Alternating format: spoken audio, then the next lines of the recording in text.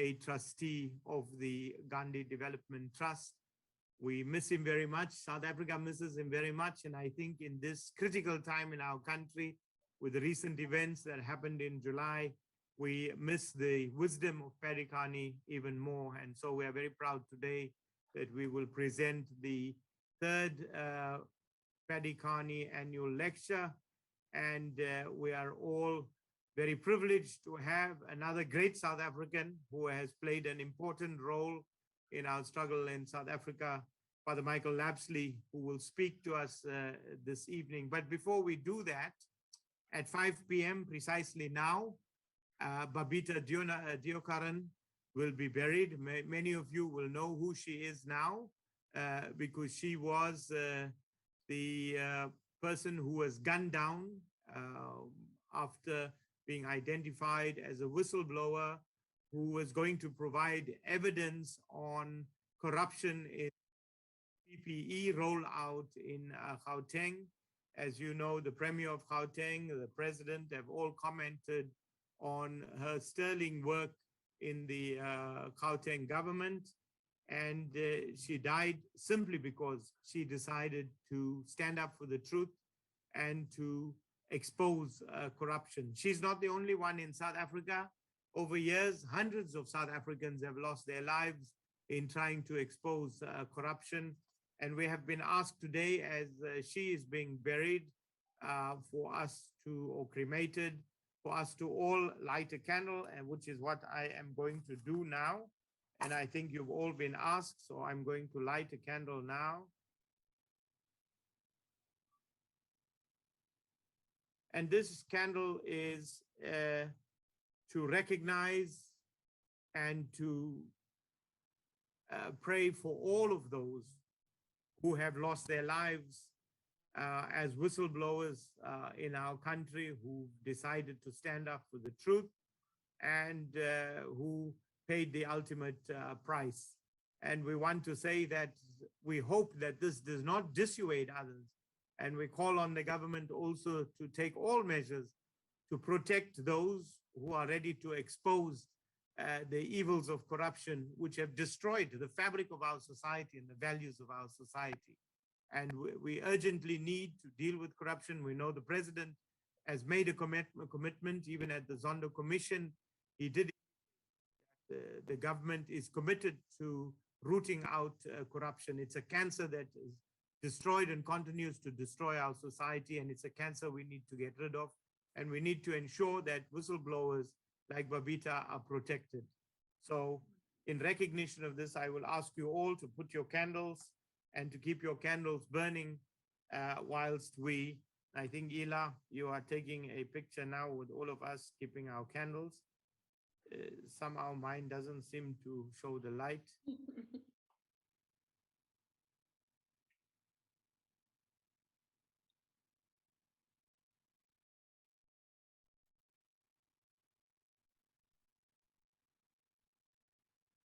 Thank you, Ila.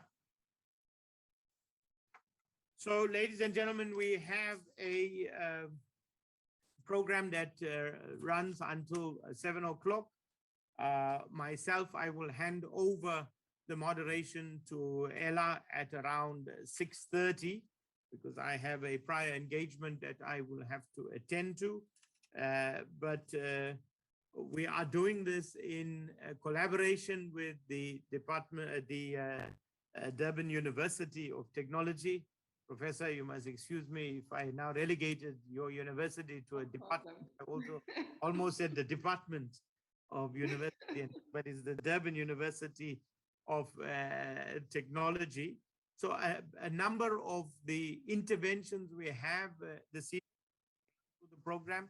Shortly, I will call upon Professor Subisiso Moyo to address us on behalf of the Durban University of Technology. Thereafter, we will have a video on the great Paddy Kearney. It will run for about 24 minutes. Thereafter, there will be a poem on gender-based violence, because as you all know, the topic that we have asked Father Michael Lapsley to speak on is healing old wounds of women and men to end gender-based violence, a scourge in our country. And as you all know, yesterday we saw the memorial also of Nosikelo Ntabeni, who was brutally killed allegedly by her boyfriend, bringing again very starkly the reality of gender-based violence in our society. After the poem, Raymond Perrier, who's here with us today, good to see you again. The director of the Denis Hurley Center will introduce our keynote speaker. Father Lapsley's speech is a pre-recorded speech, but you will see on the screen here, Father Lapsley is here in the flesh also. So after his pre-recorded speech, he will also be available to answer questions that you might have about the topic that he has presented. And then we will have a closing speech by the scion of our struggle and the icon of our struggle, Ella Gandhi. So let me start now by introducing Professor Moyo, who's the Deputy Vice Chancellor, Research and Innovation Engagement, and the Associate Director and Associate Professor in the Department of Mathematics, Statistics, and Physics. Professor is not something I had an aptitude for. That's why I became a lawyer.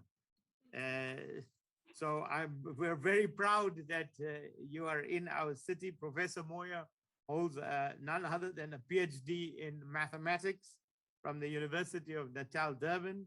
She has served in various capacities and levels at the Durban University of Technology as a lecturer, senior lecturer, associate director, and associate professor in the Department of Mathematics, Statistics, and Physics, something, Dr. Moyo, that is so badly needed in the country, particularly for the next generation of our young people who will take over as leaders. And now that you are a leader, we ask you to address us and welcome us on behalf of the Durban University of Technology. Thank you, Professor.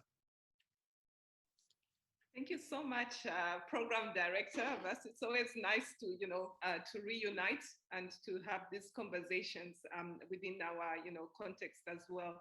I just want to take the time to maybe acknowledge our protocols, but I think I should mention just a few names of the people in this meeting. Of course, our guest speaker, Father Lapsley, who is with us today. And then I must also acknowledge Miss Ella Gandhi, who used to be, she used to be our former boss, isn't it? She was our chancellor at some point in time.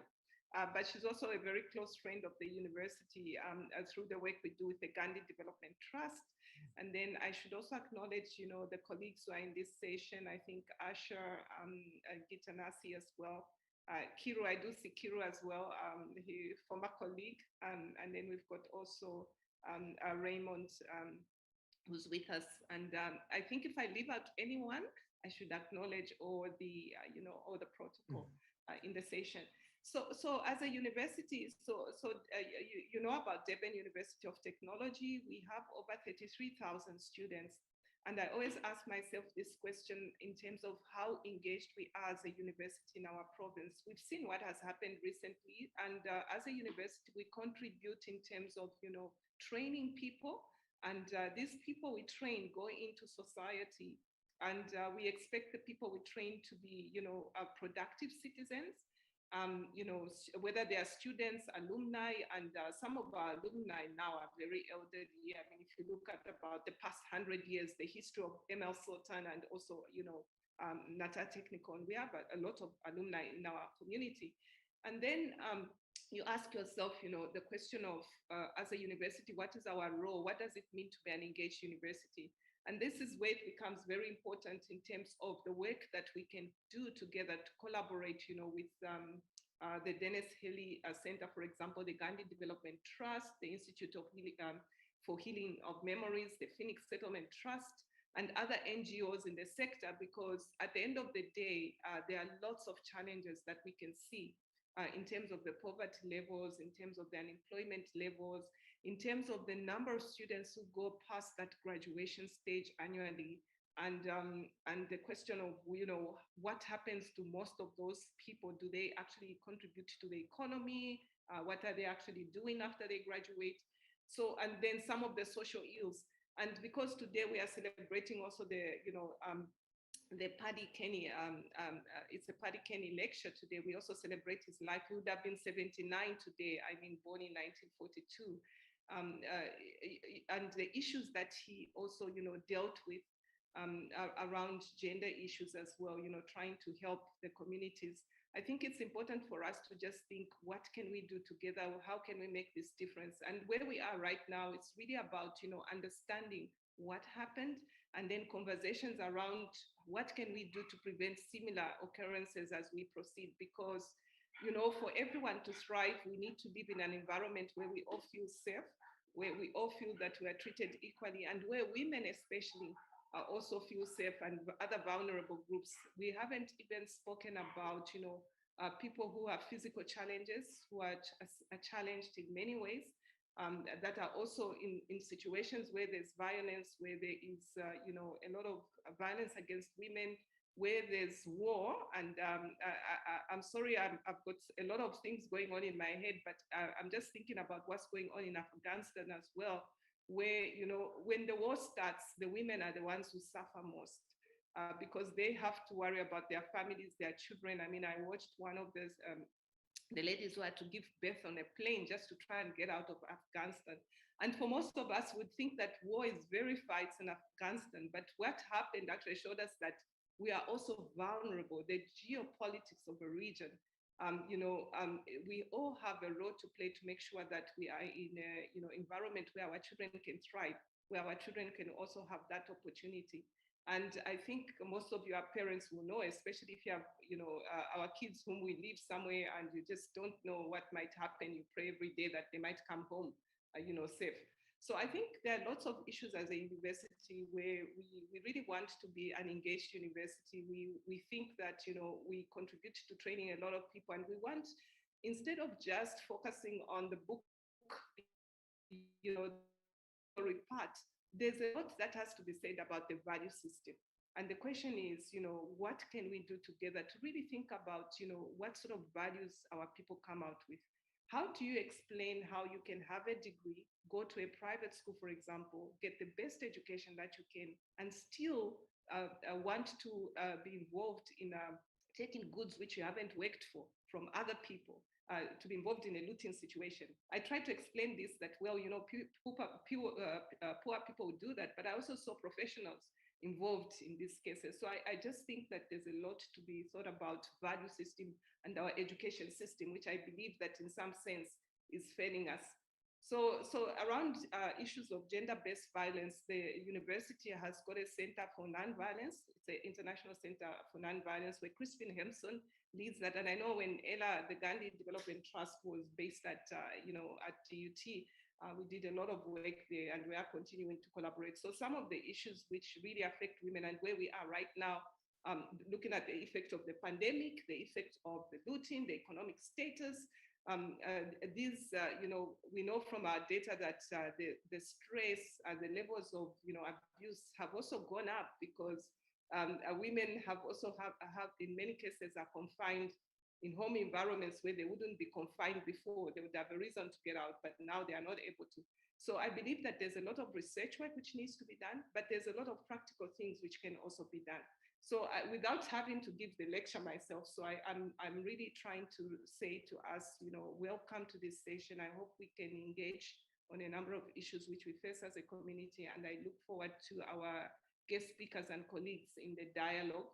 So from my side as a university, again, just to say, we really appreciate the partnership, and I believe that we can still design a program, especially something which we can do practically, conversations, training, skills training, because I don't think many people, and you'll be surprised, the higher education sector is very hostile, by the way, in terms of how people relate.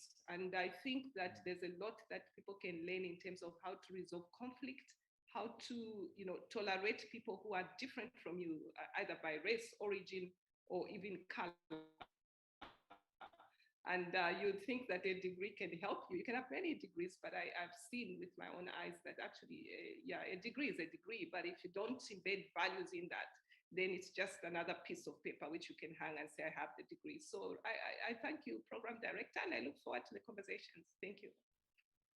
Thank you very much, Professor, for those words. I mean, I think what you highlighted, the issue of values, tying it to what the recent events, incidents here in KZN, I think we really need as a society to re-examine our value system, because that's what was highlighted. And you correctly pointed out, you know, if it was just about poverty, that's one thing. But when we saw the number of flashy cars that were pulling up to loot, then that's another question, and that goes right to the core of our values. And you also raised the situation in war situations and Afghanistan, and I think South Africans need to reflect on that also. We have been through a terrible time under apartheid. We were all involved in the struggle, but South Africans have not experienced civil war in the way we know civil war. You know, myself, our organization here, Accord, we have worked for the last 30 years all across Africa in the most difficult conflict situations. We've seen civil war, and South Africans have to be very cautious that we don't go down that route. And I think the events of July show how quickly we can go there. So it's a time to reflect and a time to contemplate where we want to go in the future. It's now my pleasure to call upon, I think, Kedar Ramgovind. Kedar, you're going to put up the video on Paddy Kearney and the life of Paddy Kearney. So we leave it to you, Kedar, to put up the video. The video runs for about just over 20 minutes. Oh yes, I used to run along the beach in the early morning, and on one or Kedar, two you got to occasions turn up they the volume, please. And they parked like 6 cars at the top of the beach so they could watch me running. And I had to run as if I hadn't seen them. I was totally aware of their presence, and was a very intimidating presence.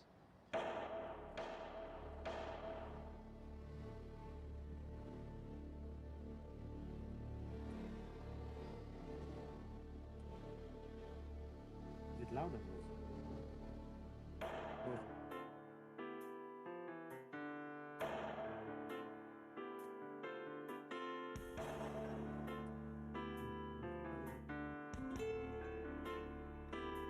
How will it be?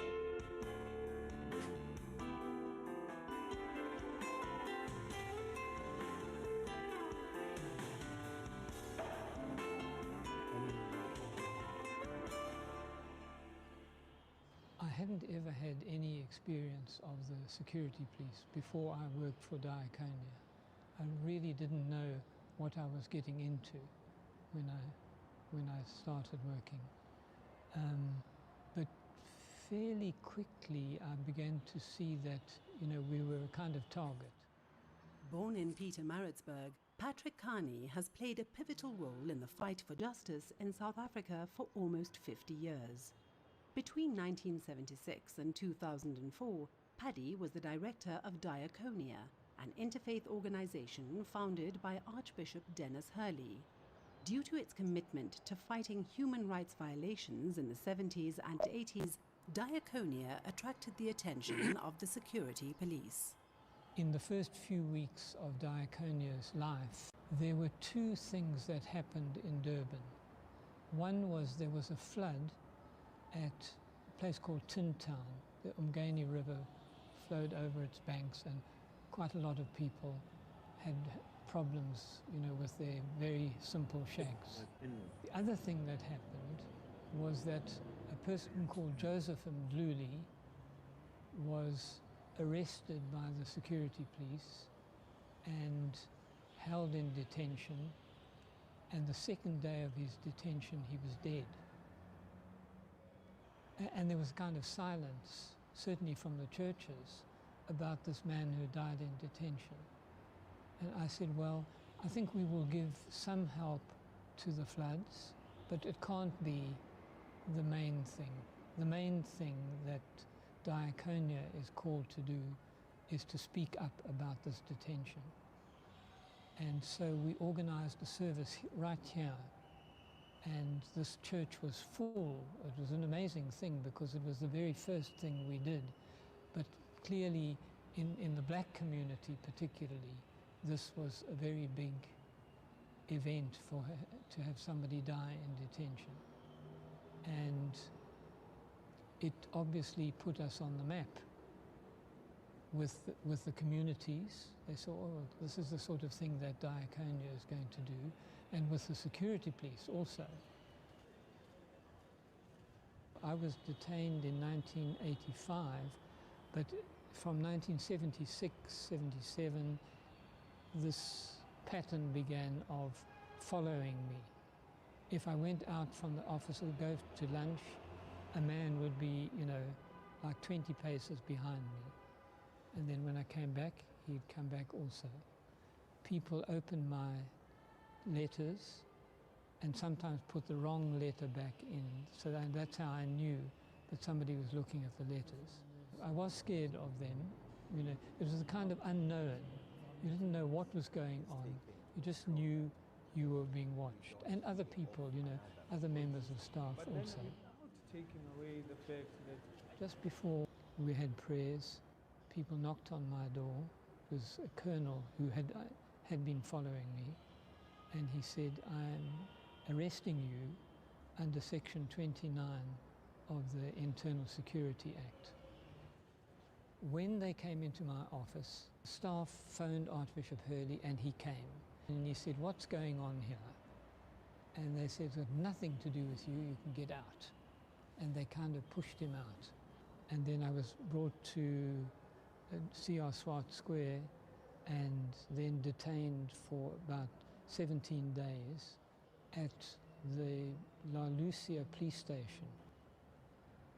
I think what helped me greatly is that I used to go to the Catholic Church at Wentworth, and there was a wonderful priest there called Father Cyril Carey, and he knew, what sort of work I was doing, and he gave me a lot of encouragement and a lot of support, and he spoke about the kind of issues that I was interested in, and so that really helped me a great deal.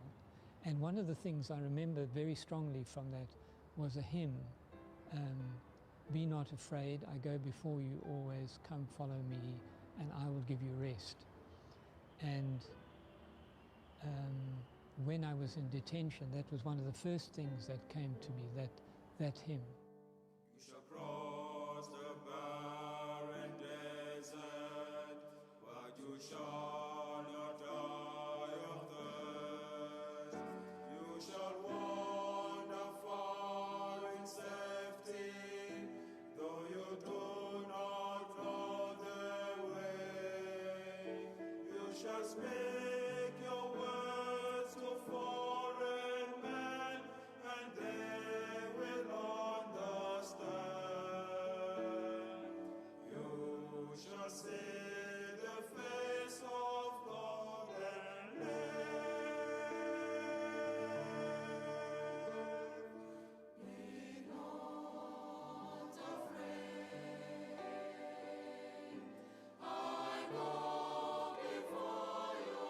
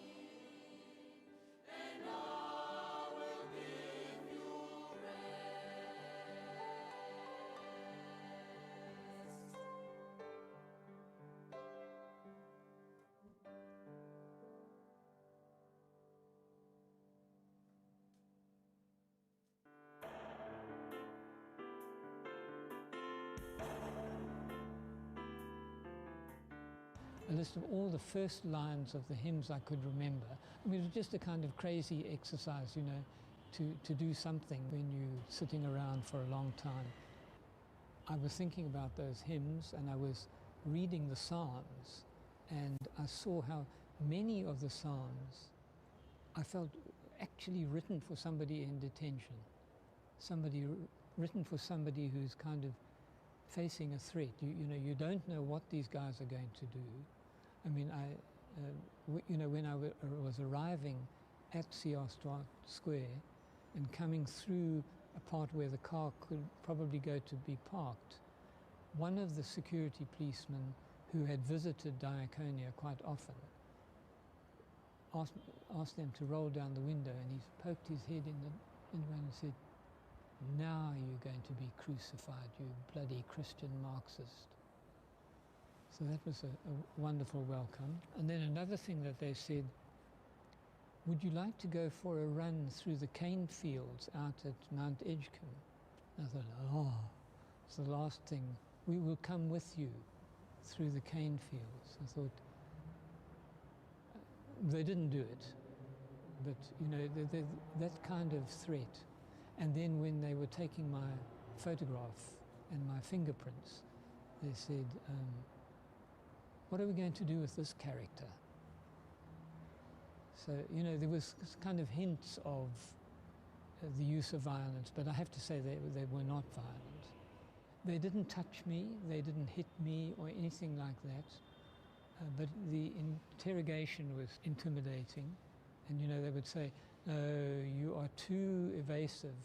No, we want very, very specific answers from you. Very vague, Paddy." And somehow the interrogation makes you want to speak, that it would be like a relief to say even bad things or things that they would see as bad. You feel, I think I should tell him that, you know, and then I will feel easier, but I didn't do that. They gave me a Bible, and inside the Bible, the first thing I saw was a stamp, Security Police Durban, and thought, you know, I'm getting the Bible from the security police of all people. So that was very upsetting. And also I had an imagination, you know the communion hosts in the Catholic Church. I thought maybe, because I was given communion by that police chaplain, I thought maybe one of those were going to be stamped with Security Police Durban. I think I wouldn't have survived really if I hadn't had the memory of those hymns and these Bible passages, which were very consoling. I don't know whether this is the time to read that psalm. "I love you, Lord, my strength, my rock, my fortress, my Saviour. My God is the rock where I take refuge, my shield, my mighty help, my stronghold. The Lord is worthy of all praise. When I call, I am saved from my foes. The waves of death rose about me. The torrents of destruction assailed me. The snares of the grave entangled me. The traps of death confronted me. In my anguish, I called to the Lord. I cried to my God for help. From his temple, he heard my voice. My cry came to his ears."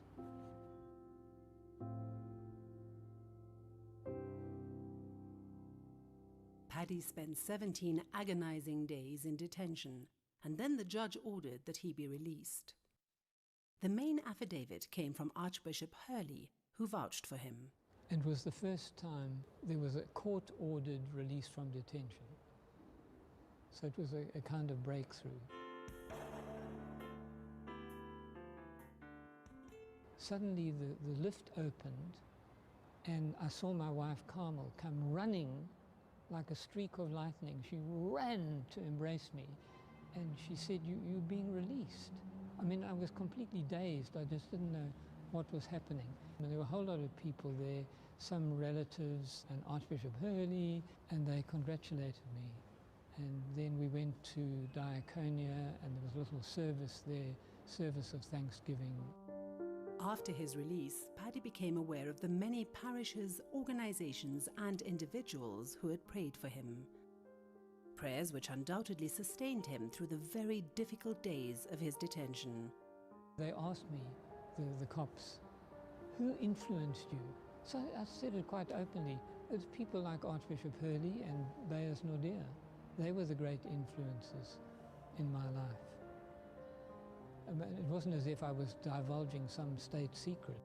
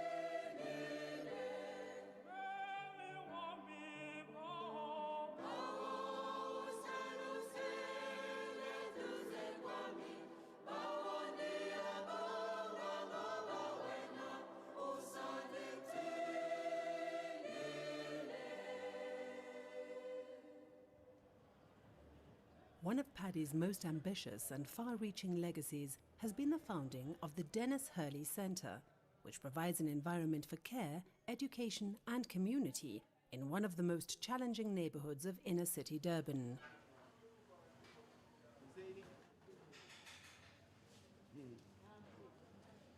The centre welcomes interfaith relationships and has always worked together with the mosque next door to provide aid to the community.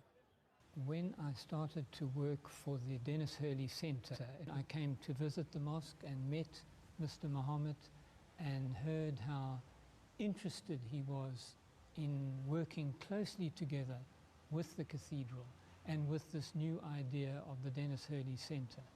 And in fact, the first donations that came to the Denis Hurley Centre were Muslim donations from this mosque and from other Islamic organizations. Well, I am honored to be sitting next to a living legend, Paddy Kearney. I used to run the feeding scheme in CBD, but once a week, with a tremendous pressure from Paddy Kearney, whom I do not have the habit of saying no to. We moved the feeding scheme over to the Denis Hurley Centre.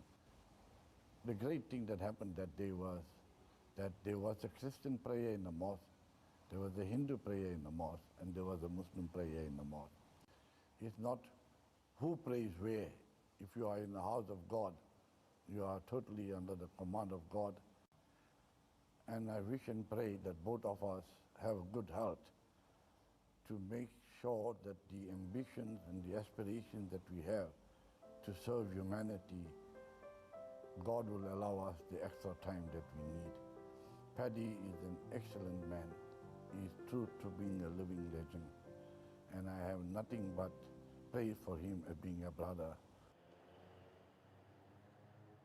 He sent me to bring the good news to the poor, tell prisoners that they are prisoners no more, tell blind people that they can see, and set the downtrodden free, and go tell everyone the news that the kingdom of God has come.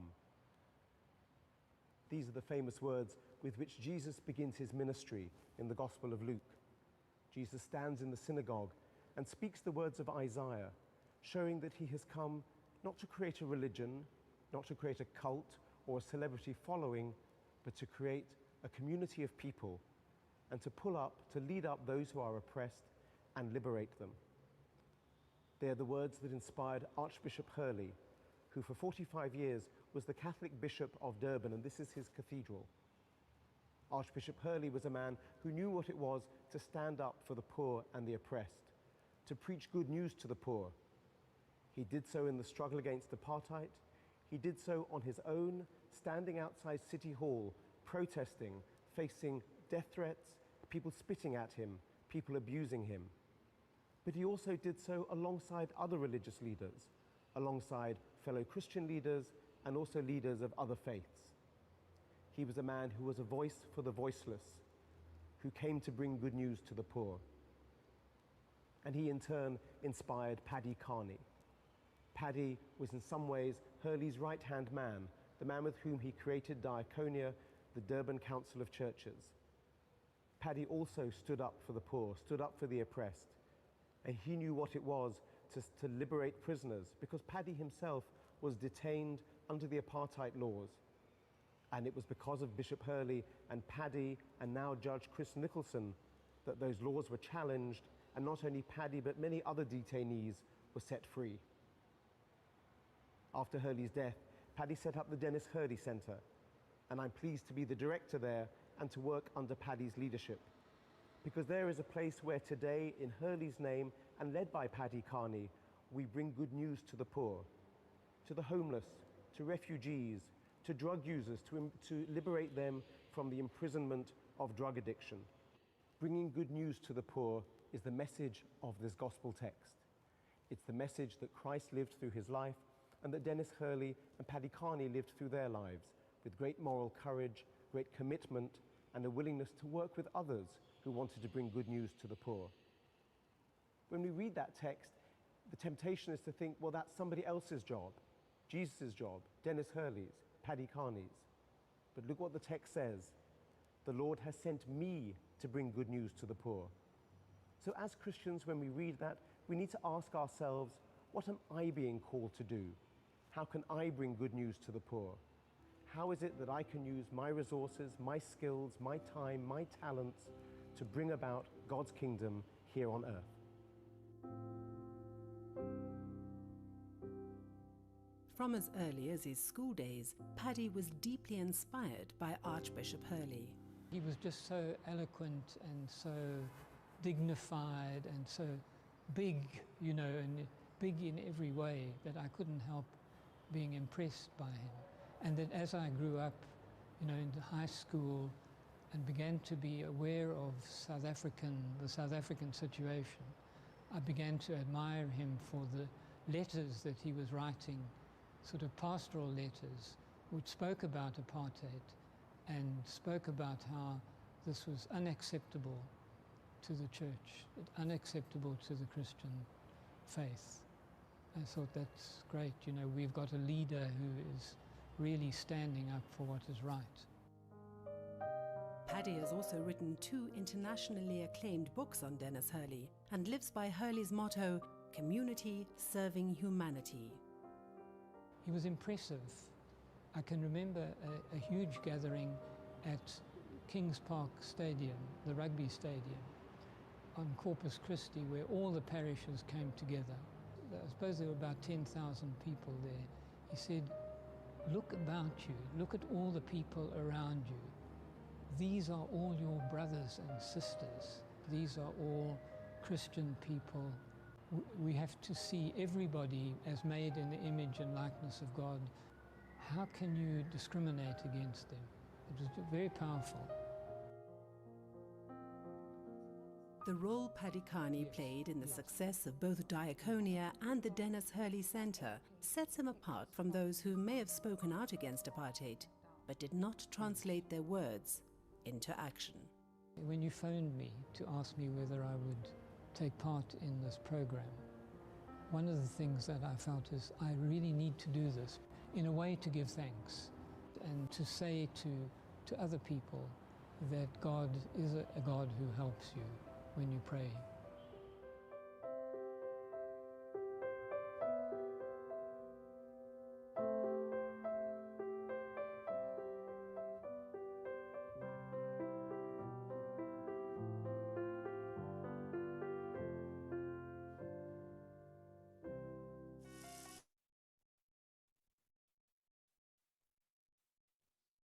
There you have it, ladies and gentlemen, a living legend, and we thank God that we had the privilege of meeting and working with Paddy Kearney, and it was really a privilege. It's now my pleasure to introduce Ms. Nikiwe Sukazi, a postgraduate student in Public Relations and Communications Management. She read for a diploma in Management Science at the Durban University of Technology from 2018 to 2020. She is currently an editorial intern at the Durban University of Technology's Department of Communications, where she is responsible for writing articles for DUT's website and publications covering stories from events, and co-manages their social media page. And we will have a video now where she is reading a poem. Greetings, my name is Nikiwe Sukazi. I am doing Advanced Diploma in Public Relations at DUT, and today I will be reciting a poem. When last did I, as a woman, pay homage to a man, because he's part of me always, and his seed grows in me? When last did you, as a man, pay homage to a woman, because she's your anchor, and she carried you in her womb? Have we stopped loving? Have we stopped caring? Have we no more respect? If not for one another, then for the sake of humanity, our offspring, and the next generation. What is this violation of the flower of the nation? This shameless destruction of she who gives life. Yena unikeza ngobomi, kodwa madoda asiyeki ukuhlukumeza. Men are not born to rape, to beat, and to abuse. And still when women cry, we are said to be weak inside. You and I know each other as man and woman from the depths of our beings, but we don't ever see we were made for one another, for men and women to come together in timeless rhythm and submit, not to subversion. Yes, we belong side by side as man and woman, because the universe gave us life and one cannot live without the other. You see, he makes her complete and she makes him complete. Providences, I will bow and wash your feet because I'm your queen. Men and women in essence, love and motion for a divine purpose, to deny not the mission to create nations. You and I know each other as man and woman because we are meant to be as man and woman. Because the universe decreases as man and woman. I thank you.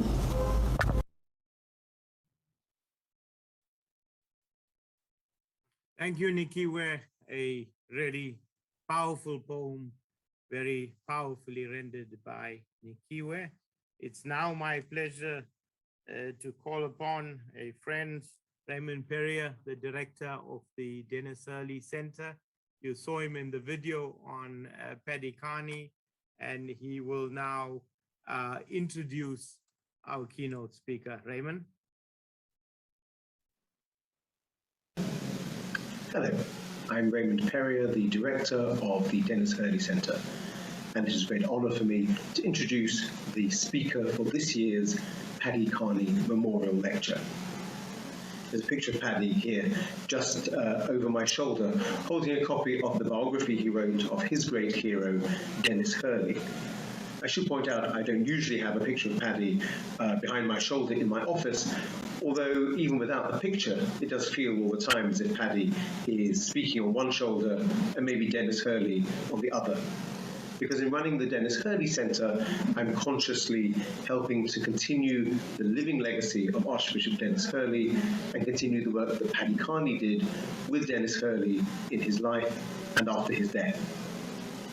At the Denis Hurley Centre, as inspired by Paddy and by Hurley, we seek to work with some of the poorest people in the city, to bring people of different faiths to work together, but most importantly, to be a place where different citizens of South Africa, different citizens of Durban, come together and recognise each other as fellow human beings. That's something I know that our guest speaker, Father Michael Lapsley, has devoted his life to as well.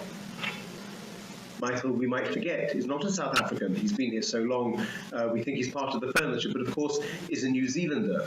He came to South Africa as a young priest, indeed came specifically to Durban. His first experience of South Africa was here in Durban. And he found himself as chaplain to 3 different university institutions. The Howard College, part of the University of Natal, what was then the University of Durban Westville, and the medical school. One institution, as he pointed out, full of white students, one full of Indians, and one full of black, coloured and Indian students. And Michael discovered that as a foreigner arriving in South Africa, he was having an experience of meeting people from many of the different communities of South Africa, and uniquely, that they were not people who regularly met each other. He was crossing the divides of that apartheid regime.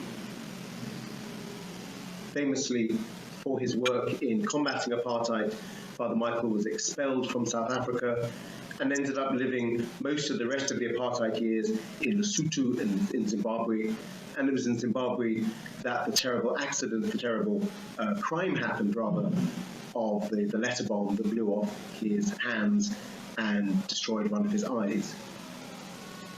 Because of that, Michael carries in his body the wounds of apartheid, but they are wounds that so many South Africans continue to carry to this day, and they're wounds that even people born after liberation still carry. They're wounds we see here in the people who come to the Denis Hurley Centre. But Father Michael, like Paddy, has devoted his time since liberation to continue to address those wounds, to continue to bring people together, to help people find peace and reconciliation and healing. And for the last few years, Father Michael's work has been focused on the Institute for the Healing of Memories, an extraordinary organization now operating around the world, bringing together people who have been hurt, who have been wounded, not just physically, but also emotionally and mentally, and helping them to heal the memories so that they can move on. It's work that Paddy, I know, was very devoted to, and indeed he had agreed to join the advisory board of the Institute of the Healing of Memories in KZN shortly before his untimely death. In fact, Michael and Paddy go back to the mid-70s. When Michael was here as chaplain, Paddy was setting up Diaconia. And one of the very earliest Diaconia meetings was one that was hosted by Michael as Anglican chaplain at the University of Natal, Howard College.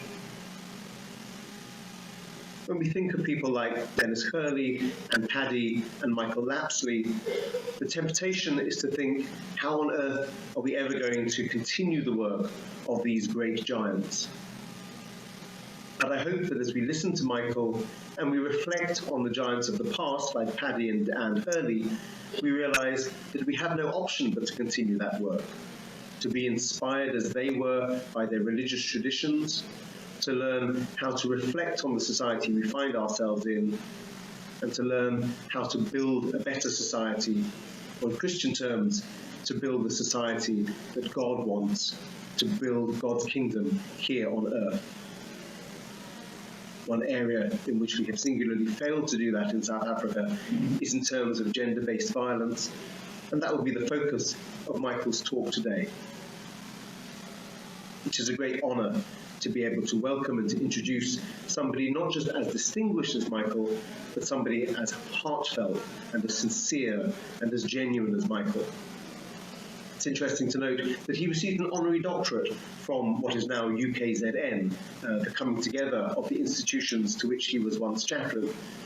And he told a wonderful story about that honorary doctorate, that he received it not because some professor or some politician had recommended him, but actually the recommendation came from one of the university messengers who had seen Michael talking about his work in the Truth and Reconciliation Commission, and because of that, recommended him to the university board for an honorary doctorate.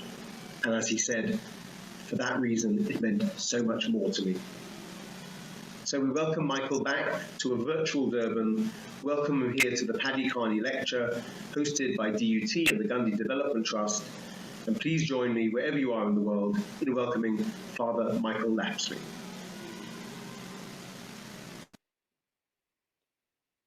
Today's lecture is to reverence the memory, celebrate the legacy, and find the inspiration for today from the witness of Paddy Kearney.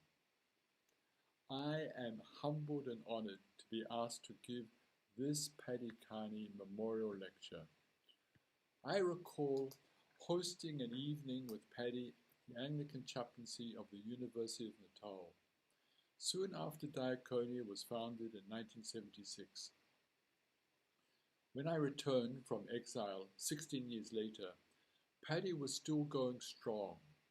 He lived out his faith and a commitment to social justice, quietly leading and mobilizing the Christian community together with strong interfaith partners as director of Diaconia, which later became the Diaconia Council of Churches. When the violence, looting, and destruction unfolded recently, I am sure many of us asked ourselves, how would Paddy Kearney have responded? As the film we watched indicated, Paddy would have acted collectively to help stop the violence and address the root causes inspired by his faith and a God of liberation. Just a few weeks before his death, Paddy had gladly agreed to serve on the advisory committee of the Institute for Healing of Memories in KwaZulu-Natal. That is why I know that Paddy would have been committed to healing the new wounds, especially in relation to the horror of what happened in Phoenix, as well as the older, unhealed wounds of racism and obscene inequality that characterize our society. The spirit of Paddy invites us to have a sober, steady, and a compassionate voice, helping us to imagine and act together to create a shared future. While short in stature, Paddy was a moral giant and a role model for yesterday and today. My topic for tonight is healing old wounds of women and men to end gender-based violence and femicide. On one occasion, I was in a Healing of Memories workshop in Hawaii. Myself and my colleague were the only two men present. Women told stories of gender-based violence and abuse, crossing generations. At one point, I felt moved to say, I feel guilt and shame as a man for what you as women have experienced at the hands of men. One of the women began to cry. She said it was the first time in her life that she had heard a man apologize for the pain she had experienced as a woman. The violence of men against women represents the oldest unhealed wounds in human history. It has existed since time immemorial and has increased exponentially in this time of COVID-19. According to United Nations Women, globally, an estimated 736 million women, almost 1 in 3, have been subjected to intimate partner violence, non-partner sexual violence, or both, at least once in their life. 30% of women aged 15 and older. Even before COVID-19, gender-based violence has been of epidemic proportions in South Africa. As President Ramaphosa said, and I quote, "South Africa holds the shameful distinction of being one of the most unsafe places in the world to be a woman. We have amongst the highest rates of intimate partner violence, and recently released data from Statistics South Africa show that rape and sexual violence have become hyper-endemic. This is a scourge that affects us all, young and old, black or white, rich and poor, queer or CIS, rural or urban. It pervades every sphere of our society.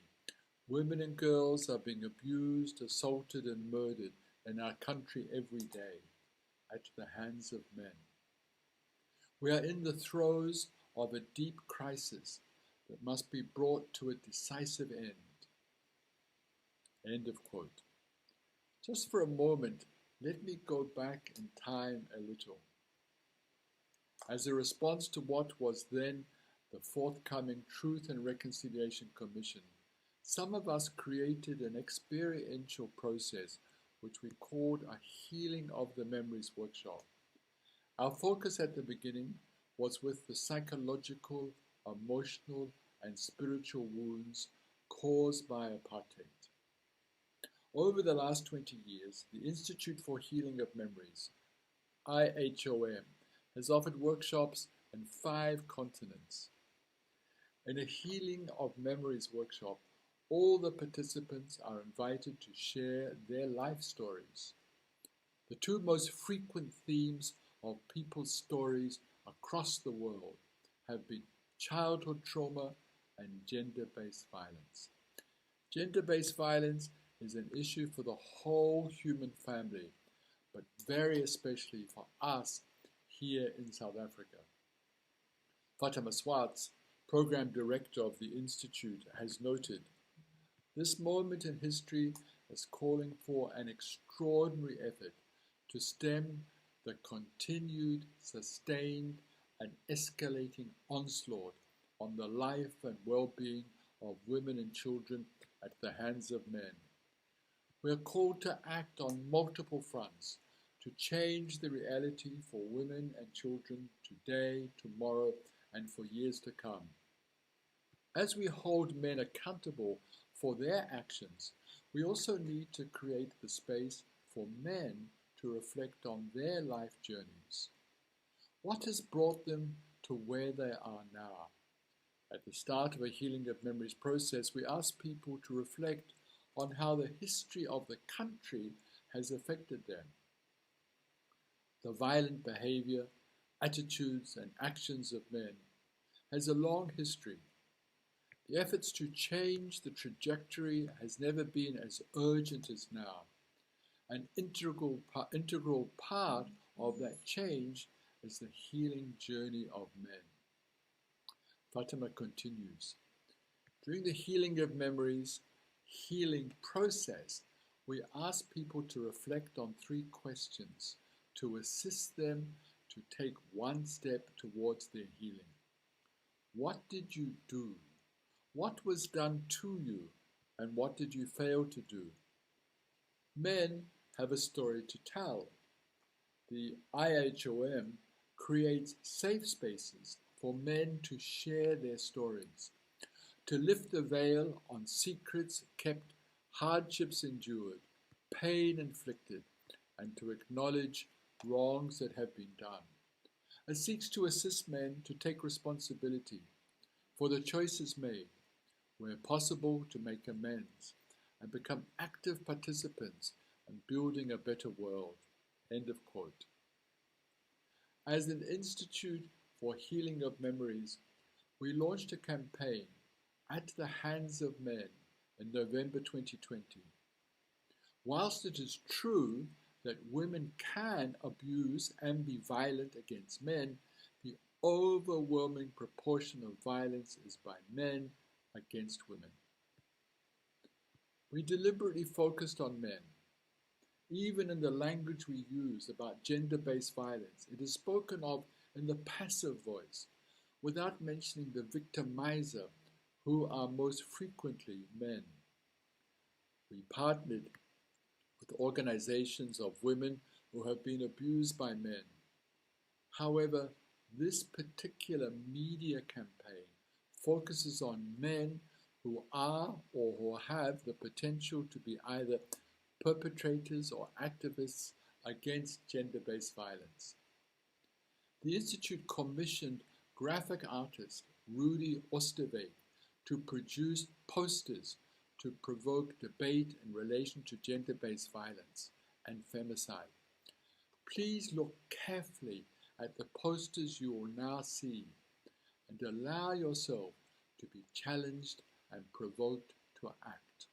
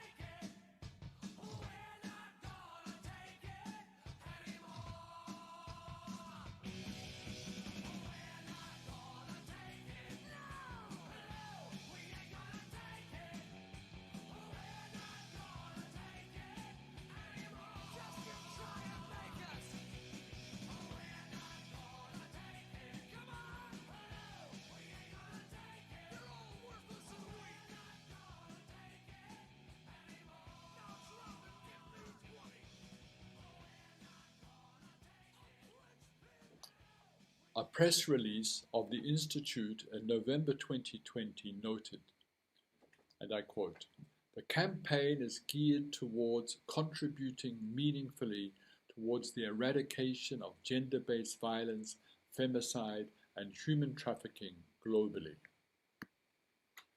With our partner organizations on the continent, North America and Asia, more importantly, we also aim to contribute to the healing of survivors.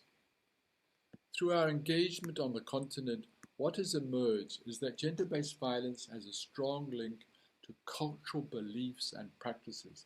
For example, marriage customs, or the belief that sexual intercourse with a virgin heals HIV, and so on. Although this myth has been slated by medical experts, the reality is that it persists within our society today. Forced virginity testing also happens in countries on the continent, including South Africa. It is a form of abuse and a violation of human rights. People living with disability are much more prone to violence and abuse than their able-bodied peers. We must come to a point where we strive and envision a culture in which we are all safe, empowered, and free from violence and all its multiple facets. Many women who have been violated as children speak about how they tried to tell a parent and they were shut down. The victim was blamed for being the victim. This then severely damaged their relationship, most often with their mothers, for decades and sometimes forever. It is common knowledge that the lockdown in relation to COVID-19 led to a spike in gender-based violence across the world. In the United States, Me Too became a viral hashtag following the New York Times and New Yorker investigations into the sexual misdeeds of Harvey Weinstein. Women across the world spoke out in increasing numbers about what they have endured at the hands of men.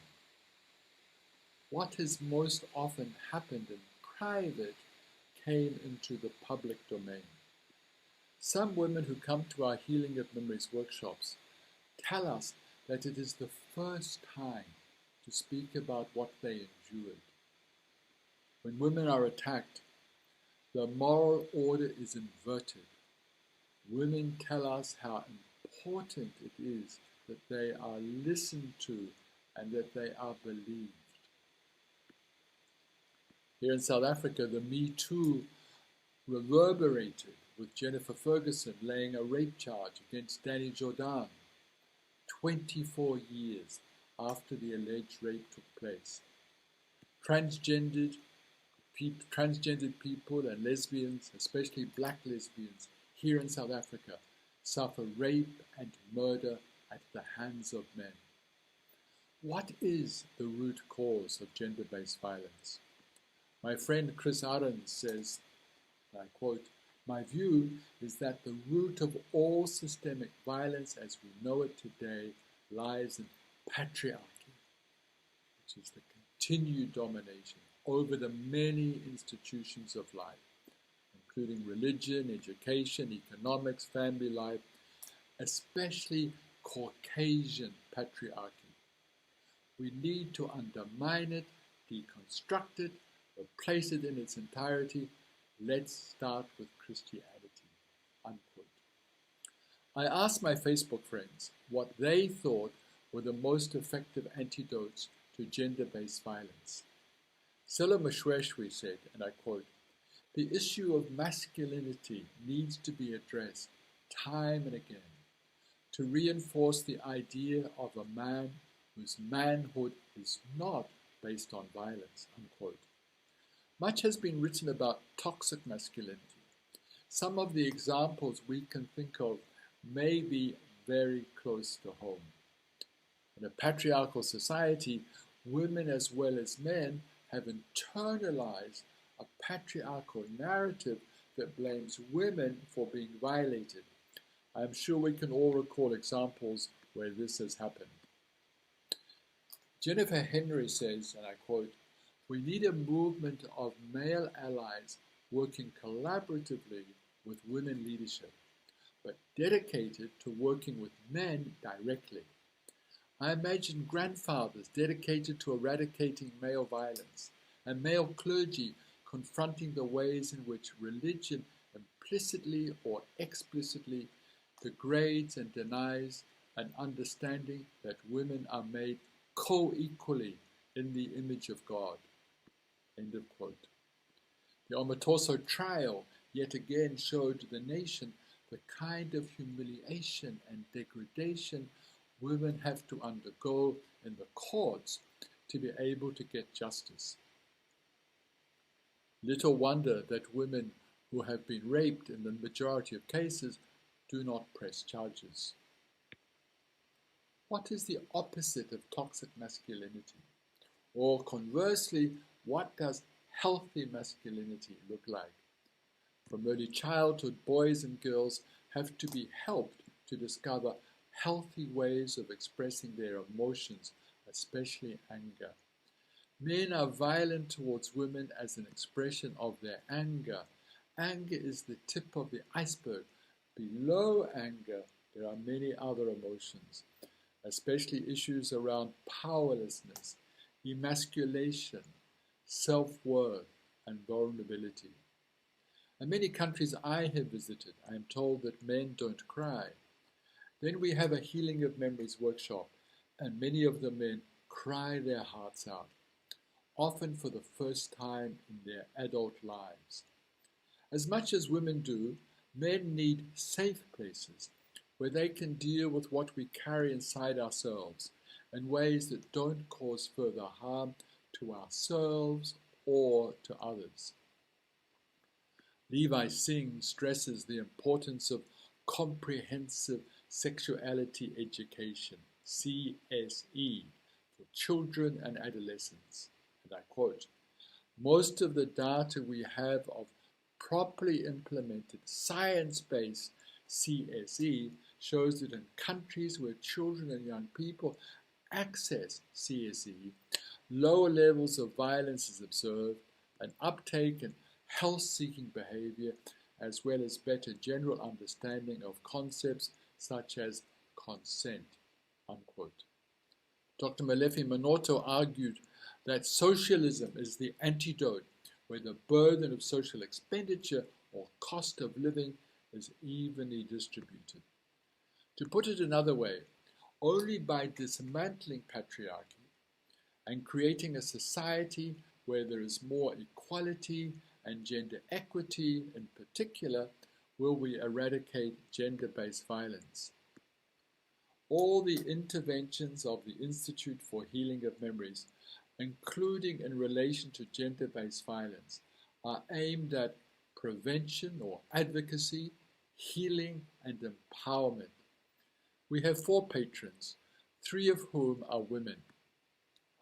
Firstly, Kirsty Sword Guzmao is the former First Lady and founder of the Alola Foundation in Timor-Leste, which focuses on the empowerment of women and girls. And I quote, "Traditional Timorese societal norms and an entrenched patriarchy, along with trauma associated with conflict and violence in its past, place women at risk of experiencing gender inequality and gender-based violence.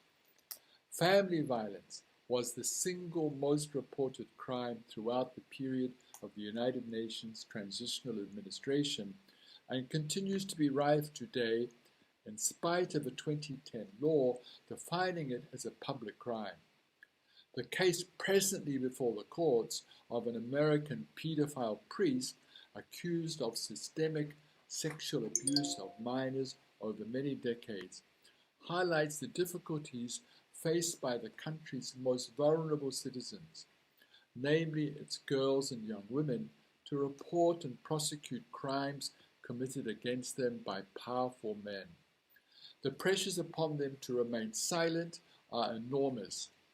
In fact, silence is the preferred option of many Timorese boys and girls, men and women, experiencing violations of their human rights, particularly when the perpetrator enjoys political or some other form of power, and when reporting the violations may lead to loss of employment and or privacy. Just recently, another of our patrons, Helen Clark, former Prime Minister of New Zealand and former administrator of the United Nations Development Program, was a signatory to an open letter to Facebook, Google, TikTok, and Twitter CEOs, calling on them to tackle the abuse of women on their platforms. And I quote, 38% of women globally have directly experienced online abuse. Better tools are needed to manage safety and report abuse. The social media giants mentioned above made commitments to action on online abuse against women at the Generation Equality Forum recently, but effective actions must now follow words, unquote. And our third patron, Her Royal Highness Maria Theresa, the Grand Duchess of Luxembourg, set up an organization called Stand, Speak, Rise Up to continue the fight against sexual violence and conflict zones. Specifically, it is fighting to stop rape as a weapon of war. And the organization says, even if we cannot end war, we can and must end rape as a weapon of war. The campaign to end the violence against women and girls is predicated on the view that a better world is possible. We envision and strive for a world where the feminine and masculine and all human beings will be celebrated. I thank you.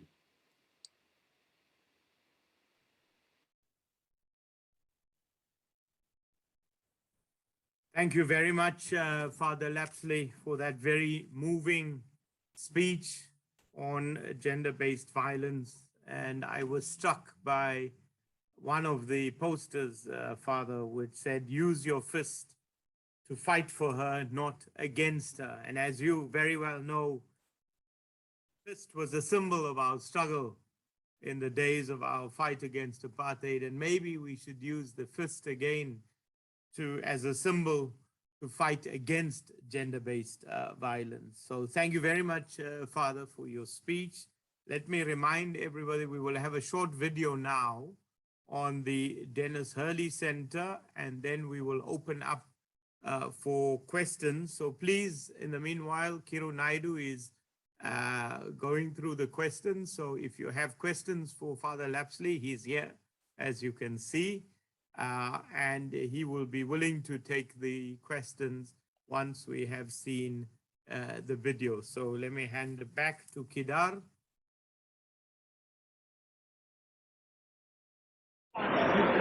Welcome to the Denis Hurley Centre, here in the very heart of Durban. We like to say we're at the soul of Durban, because here Catholic, Jewish, Hindu and Muslim communities have lived and worshipped side by side for over 100 years. We're right next to Emmanuel Cathedral on one side and the Juma Masjid, the Grey Street Mosque, is behind me. And the Denis Hurley Centre was built in 2014, is a tribute, a living legacy to Archbishop Denis Hurley, who was for 45 years the Catholic Archbishop of Durban and who worked with people of all faiths to serve the poor in our city. The Denis Hurley Centre is a place of great life and vitality. It's a place of welcome. It is a place where people of all faiths, people of all classes, people of all backgrounds can come together and see each other as fellow citizens of Durban and help each other in whatever way we can provide support.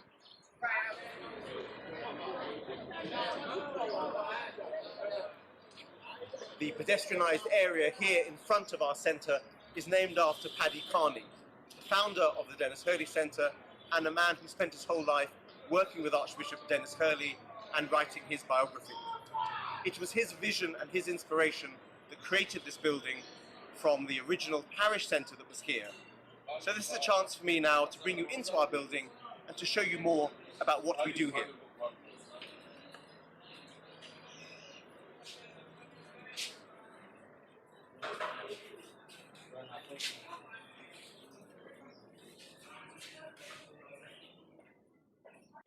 Here in the centre of the Denis Hurley Centre is a statue of the man the centre is named after, Archbishop Denis Hurley. When he was made a bishop in 1947, he was the youngest bishop in the entire world, only 31 years old. And he went on to be Archbishop of Durban for almost 45 years. He eventually died in 2004, and this building was created as a living legacy to him. It represents three things that were true about Hurley's life. Number one, that he devoted himself to helping the poorest of the poor. Number two, that he not just helped people in practical ways, but he spoke out for them, as he would say, to be a voice for the voiceless. In his time, that was speaking out for people affected by apartheid. In our time, speaking out for people who are homeless, who are refugees, who are marginalized in other ways in our community. And thirdly, bringing together people of all faiths to work side by side. In doing that, he was living out the vision of the Second Vatican Council. And that's why the book he's holding is not the Bible, but the document of Vatican II. Vatican II calls upon the Catholic Church to see the good in all other Christians, in people of all faiths, and to find ways of working together to be a church in the modern world. And that's what we seek to do here at the Denis Hurley Centre. Around the Denis Hurley Centre, we have some wonderful images of Denis Hurley as bishop and activist. And this is famously a picture of him on what was called Queen Street and is now called Denis Hurley Street in his honour, leading the Freedom March in November 1989. The apartheid government was still in place, there was a state of emergency, all protests and marches were banned, and yet Hurley and a group of religious leaders decided that they would stand up and speak out, and led thousands of people along Queen Street. And here at the front of the march, literally shoulder to shoulder with other religious leaders, we have Denis Hurley and leaders of the Anglican, Methodist, congregational communities and the Muslim community. Denis Hurley is demonstrating that by working together, by working side by side, we can achieve so much more. This image was unveiled by Bishop Michael Nuttall, seen here, the retired Anglican Bishop of Natal. And he told us a wonderful story. He said, notice that in the photograph we're all trying very hard to smile, but the smiles don't look very convincing. And that's because just before the photo was taken, the organiser said, we'll put all the religious leaders at the front of the march because you're less likely to be shot at. And then as they walked down the street, down every side road, they saw tanks and Caspiers and armed soldiers ready to move in on the march, given the instruction. Thankfully, the march went ahead peacefully, and within a few months, Nelson Mandela was released, and the beginning of the dismantling of apartheid had begun. Denis Hurley and other religious leaders had the courage to stand up and speak out and make sure that apartheid was seen for the crime and the sin that it was. A large part of what we do here at the Denis Hurley Centre is serve meals. In fact, last year we served 170,000 meals. That's right, 170,000 meals to the homeless people of Durban. Anyone who turns up here on a Tuesday, Wednesday, Thursday, Saturday or Sunday can get breakfast and lunch, and sometimes, thanks to support from other churches, we're able to give people a brown bag of sandwiches or cakes to take away so they have something for their supper. But importantly, the lunch is always a hot, cooked meal. This, for many homeless people, is the only cooked meal that they will get for the day, and is very important for keeping them healthy, particularly if they're on any kind of medication like ARVs or TB treatments. People come and queue outside, usually about 200 people each day, and we serve the food. When it's possible, we serve food and people eat here, sit down at tables and eat in a civilized way. During periods of COVID hard lockdowns, we've had to do a takeaway model, and you'll see that we've got people putting the food into containers. We made a commitment that we would only use eco-friendly containers, so we're not destroying the planet by dishing out 200 containers of food every day. That costs us extra money, but we think it's important that we don't compromise on our values while doing what we do. We have a simple rule with the food that we serve. We don't serve food that we wouldn't eat ourselves. So we're serving good, nutritious food made every day from fresh ingredients, vegetables, meat or soya or eggs to make sure that there is protein, food that you or I would not just eat but would enjoy. In fact, the former deputy mayor once criticised us because she said that people want to become homeless in Durban because the food that the Denis Hurley Centre serves is so good. I don't think people want to become homeless, but we'll certainly take the credits, take the plaudit for how good our food is.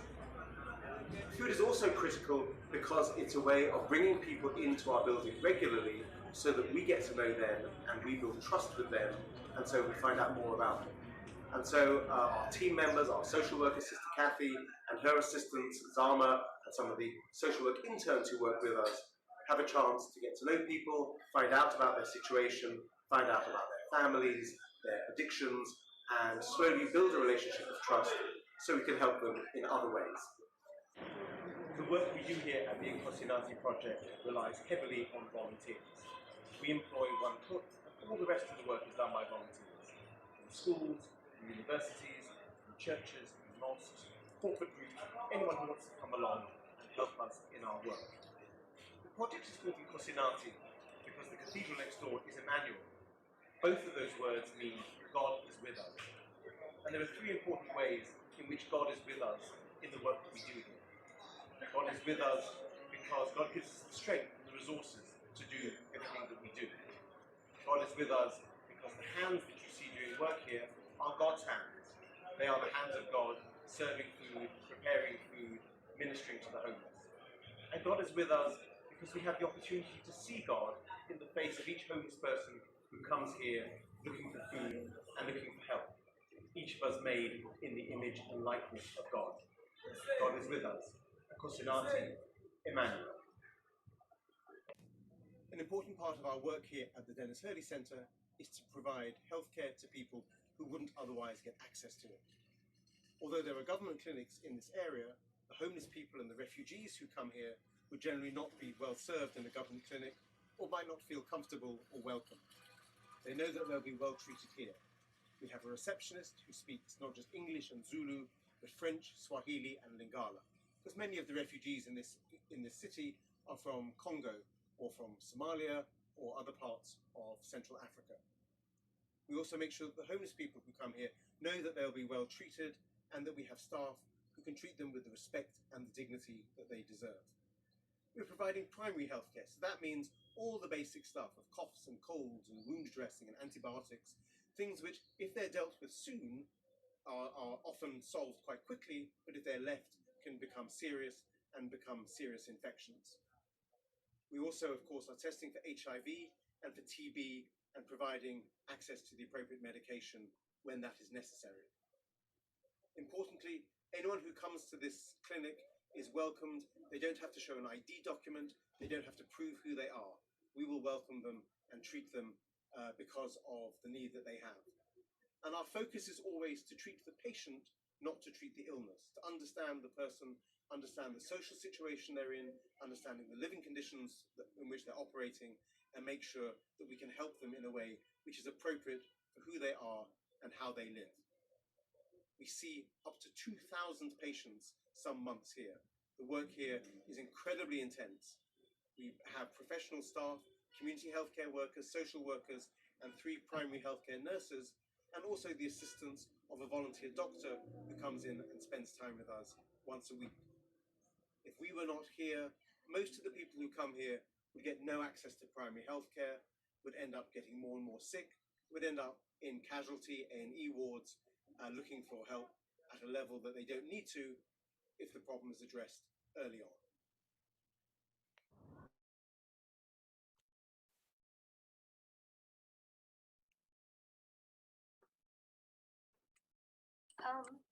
Thank you so much for that, trip around the Denis Hurley Center. It's really an inspiration. Thank you so much for that. I think now Kiru will read some of the questions or comments that people have made. So I'd like to call on Kiru to read the comments or questions. Kiru? Yes, thank you, Ela. Greetings, Father, and greetings to all the participants. Let me maybe put the 2 of the questions to Father Lapsley first, and then I'll read the comments that have come on the social media platforms as well. The one question is from Kanya Kumari Padiachi, which asks, what is the role of religion in perpetuating patriarchy?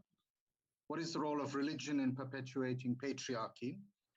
The second question from Sadhna Jittu is, rightly so, the focus of GBV work is on rescue of victims, removal from harm and bringing perpetrators to justice. Rehabilitation of violent people is receiving attention.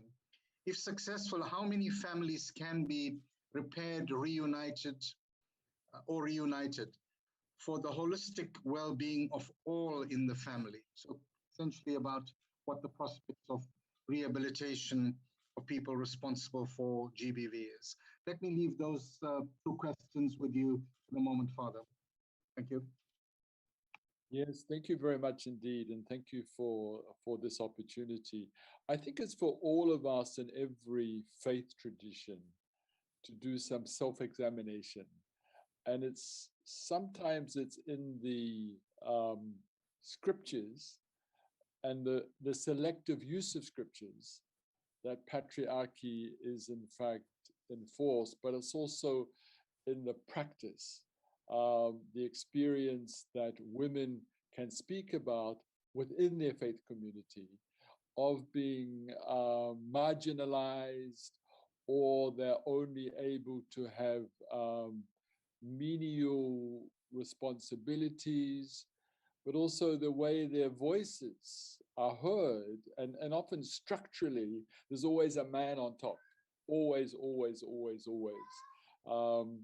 And so I think it's for all of us to look at, and of course the Spirit of God speaks, but often it's percolated through men. It's not always, because I think that God is the mother and father of us all. And we see that in many of the great religions in the teachings of God as mother, God as father, God who is beyond gender of mother and father. It's very interesting for me as a Christian. There's this beautiful scripture that I love. In Christ, there is neither Jew nor Greek, male nor female, slave nor free. And I think that I've always found reassuring. And I think often today, transgendered people also find that comforting within the scriptures. So as I say, it's for us to examine. And there's much unlearning to do, both in practice and also in interpretation and in the scriptures that we choose to elevate. When it comes to the second question, clearly it's of great importance that women are supported, that there are safe places where women can speak. And I think that, yes, healing is possible. And I'm part of the Institute for Healing of Memory, so I believe in healing. But tragically, some women go to their graves without ever finding that healing. And that is an indictment on us. Some families remain permanently broken.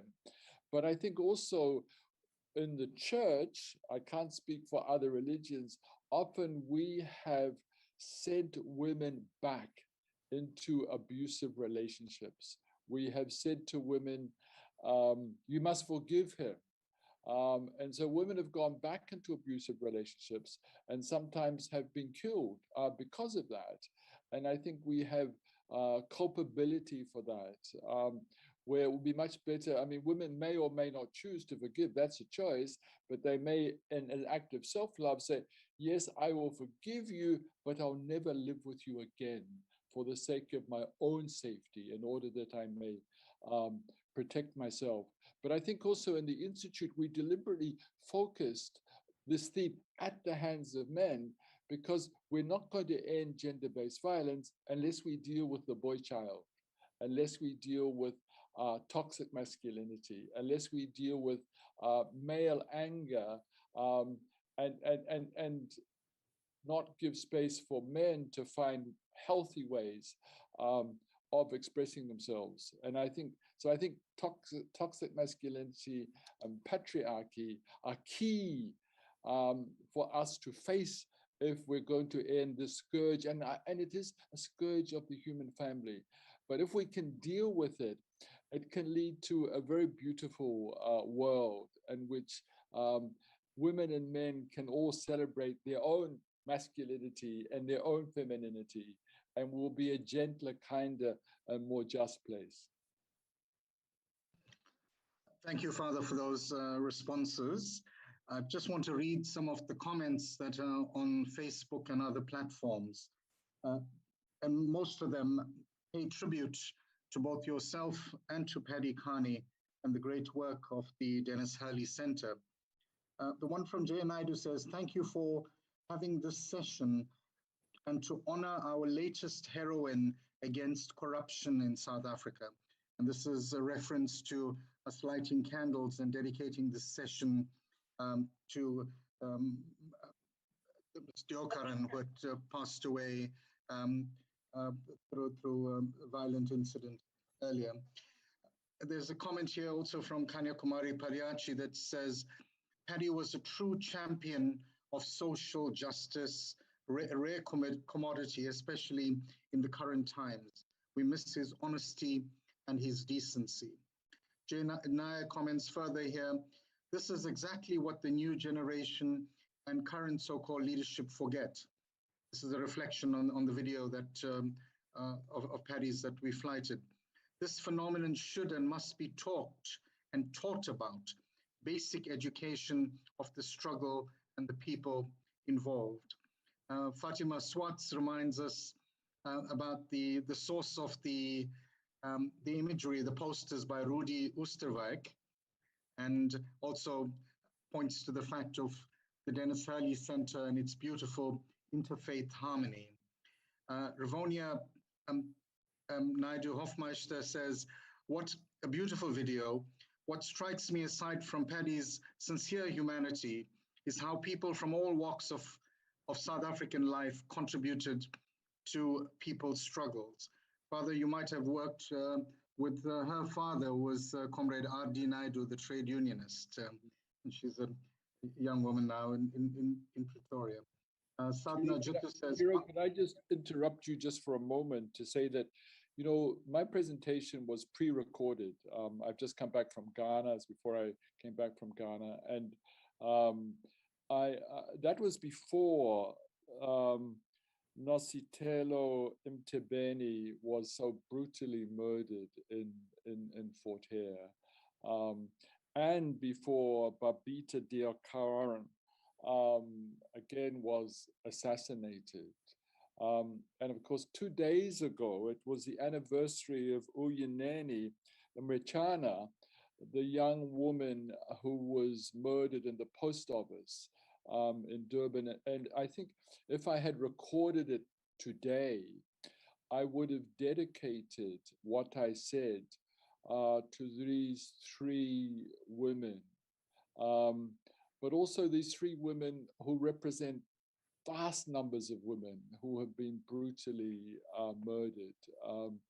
But I also have long believed that the saints of our time are people like Babita. And we need to recognize them. They are the heroines, the heroes of our time, all the whistleblowers. And I hope that Babita won't have died in vain if, as a nation, we rise up and say, whistleblowers have to be protected.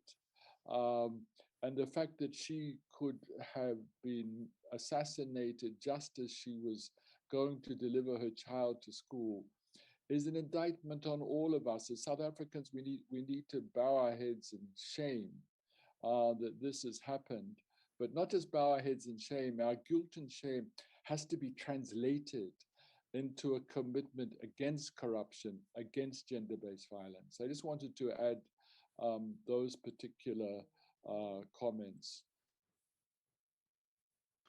Thank you, Father, for remembering all of those names and all of those young women especially who died under those tragic circumstances.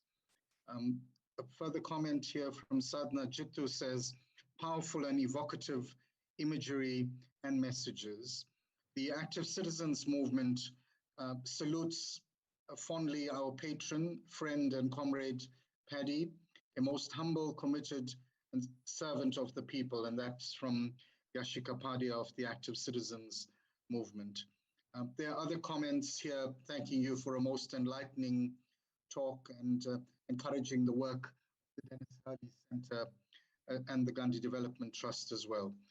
Thank you, Ila. I'll hold on there for the moment and just track if there's any other comments, but I think that that's the sum total of what we have. Thank you, Father. Thank you so much, Kiru, and thank you, Father Michael. I just want to apologize on behalf of Vasu, who had to leave because he had a prior arrangement, and therefore I've taken over the facilitation role. I'd now call on Asha to give us the closing remarks. And just before that, Ila, could I just say that for us, you too are a living ancestor, and we celebrate you and honor you. Thank you, Father. Thank you.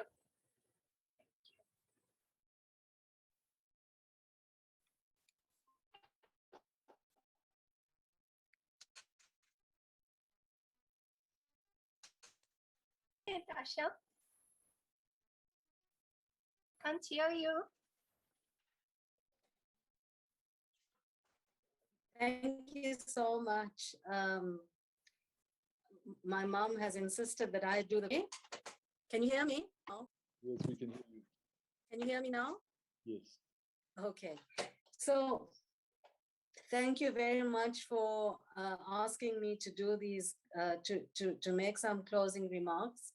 I must just say that after watching that beautiful video and listening to the inspirational speakers, Father Michael and Brother Raymond, I personally feel the spirit of Paddy Kearney so tangibly among us. Uncle Paddy, as I used to call him, shared with us how the Psalms and hymns helped him come face to face with the merciful, loving, and protective God. He confirmed that yes, it is hard to tap into the wisdom of nonviolence and divine love, particularly while in the middle of persecution and violence of any form, and in Uncle Paddy's case, while he was being interrogated. But his witness showed us that it really is possible for ordinary people like you and me to also seek and in fact find refuge in God in the most trying circumstances. For St. Francis and Gandhi, facing the demons within with humility and in fullness helped provide an entry path into what they call a deeper encounter with an infinitely loving God. But from the witness of Paddy Kearney, Father Michael, and the countless nameless survivors of all forms of abuse and violence, we can see that we don't have to be a St. Francis or Gandhi to turn fully and completely to God and surrender to what the psalmist describes as a rock and fortress, to surrender to God as Uncle Paddy did when he was held in detention. Thank you so much, Father Michael. When Brother Raymond talked about each of us being a voice for the voiceless, it reminded me of your mantra that every story needs a listener. I wonder if we can think particularly about stories of our enemies, to listen to those stories, the stories of those who harm us. Can we listen to them so to understand, forgive, heal, and then serve, and ultimately to spread the light of God? Can we, as Father Michael suggests, have a sober, steady, and compassionate voice in the face of our wounded lives? This voice will help us understand that gender-based violence is a problem of all humanity and that it is a result of the oldest unhealed wounds since time immemorial, as Father Michael reminded us. He also reminded us that together with accountability, we need to accompany men on their healing journey.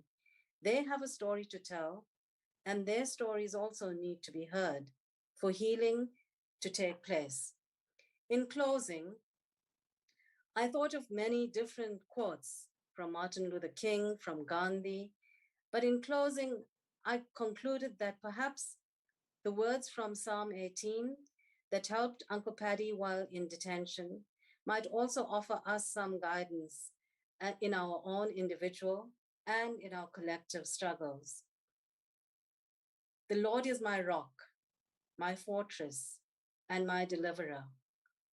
My God is my rock, in whom I take refuge, my shield, and the horn of my salvation, my stronghold.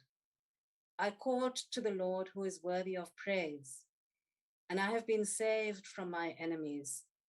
The cords of death entangled me. The torrents of destruction overwhelmed me. The cords of the grave coiled around me. The snares of death confronted me. In my distress, I called to the Lord. I cried to my God for help. From his temple, he heard my voice. Thank you. Thank you, Asha. I think it's important to hear young voices, and that's why I asked you to speak, and I hope more people, younger people, will come out and give their thoughts, share their thoughts with us at the future, webinars that we have, or future seminars that we may organize. Kiru, before I say thank you, are there any other comments you want to read out? No others that I'm picking up. Thank you, Ila. Thank you very much, Kiru. Okay, so my task is to say thank you very much. And so the first person is Professor Moyo and DUT for partnering with us and remaining with us through these hard times of COVID and the unrest and so on. Thank you for your assistance throughout this time and prior to this. Brother Raymond, thank you so much for partnering with us and the Denis Hurley Center. We really value this partnership. I think it adds value to our work, and we hope that we can also assist you in yours going forward. Father Michael, again, thank you for the partnership with Healing of Memories as well, and your personal partnership. We really value your,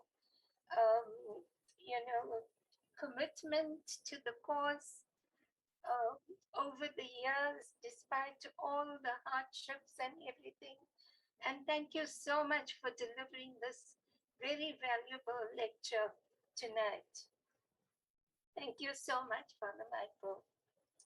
All those who helped us in organizing this webinar, I say a big thank you to Vasanta, to Jabu of DUT, to Hershila and Geeta from GDT, to Kedar and Selvin from GDT and the 1860 Heritage for hosting this webinar, to Kiru for monitoring the comments and questions, to Vasu and to Asha for helping with the facilitation and the closing remarks, and to the artists from DUT, Nikwe Sukuzi, thank you so much, and also to the design unit from DUT for designing the beautiful invitation and program. Thank you so much. Without all your help and partnership, this lecture wouldn't have been as good as it was. Thank you so much to everyone, all the people who attended this and all the people who worked with us. Thank you and good night. I can't say have a safe journey home. Thank you so much, Ella. Yeah. Thank you. Thank you. Thank you.